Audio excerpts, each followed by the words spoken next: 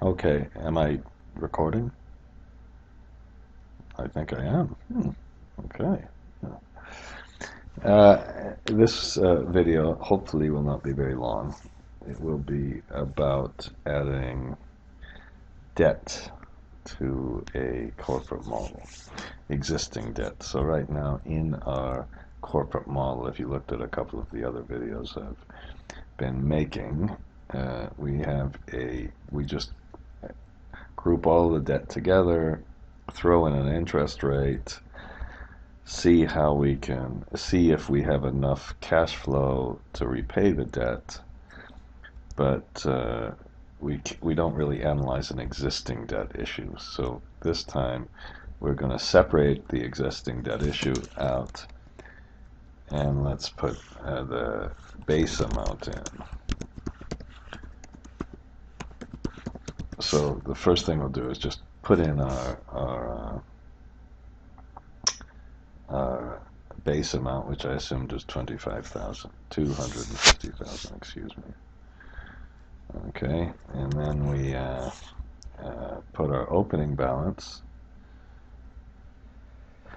Let's put our opening balance equal our closing balance. Now, the new debt issued is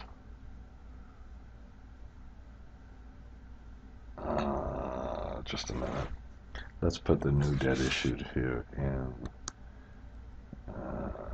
Shoot, I almost want a date of issue. Now I'm gonna do something kind of bad. Let's make this just the last date. So we'll make, when it's 1997, we'll put it in. So all we have to do is test this against the this one. Notice it didn't press the F4, so we press that one. That gives you, of course, a true false. And we'll multiply that by the this amount. Okay, I don't know if I needed the base amount then. Now the scheduled debt repaid will be the if, we'll just do it if it's not the historic year. Then we'll, this is probably a horrible way to do this. If it's not that, instead of that, I don't need an if, do I? And we'll put the closing balance as the opening balance plus the new debt issues minus this. We'll put the interest rate in, assuming a fixed interest rate. Okay. Oops, and multiply that by the opening balance. Very bad form, by the way. Shift Control 1, because it's not transparent. That's why it's so bad. It should be showing it. And now if we do this, okay, I suppose it's going down. 1, 2, 3, 4. The balance is going down. If we made this 4 years, it would go down by too much. So this, we should put, as usual, the minimum of what we already had in there and the opening balance. Okay. Some people, when they make these videos, might assume this kind of stuff is fancy. It's just so basic. Now, what we can, here's the closing balance. So when we do our remaining debt, this is the historic debt. So we should take away this is the, I could put new debt balance or remaining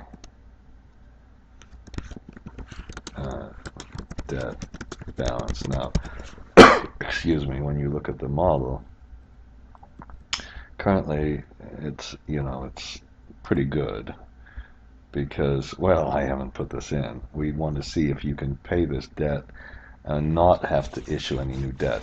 There were probably all sorts of covenants and all sorts of restrictions. If this remaining debt balance has to be increased like it did here, which is really bad news.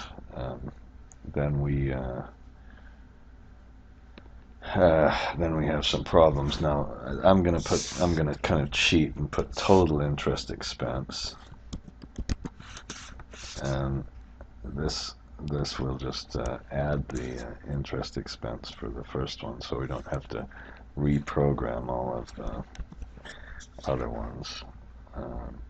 Now when we did this, we need to issue some new debt. They ran out of money here, and then they can start to pay off this new debt. But we're assuming they pay this off before this. We haven't incorporated the repayments of the debt in the cash flow statement. So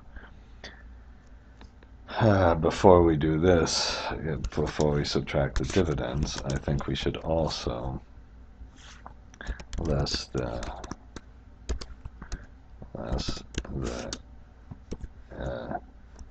repayments of the existing debt. And then I have so many different videos on the project finance.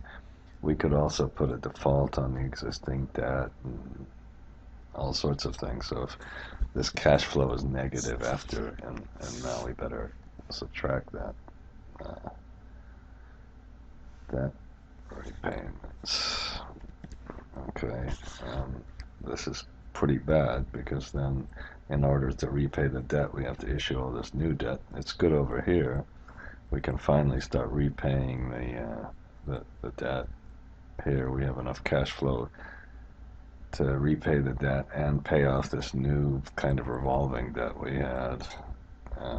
Everything's okay, but we can see how this really works in a downside case. Okay. And let's quickly. Okay, we have the. Well, I'm going to stop this video now.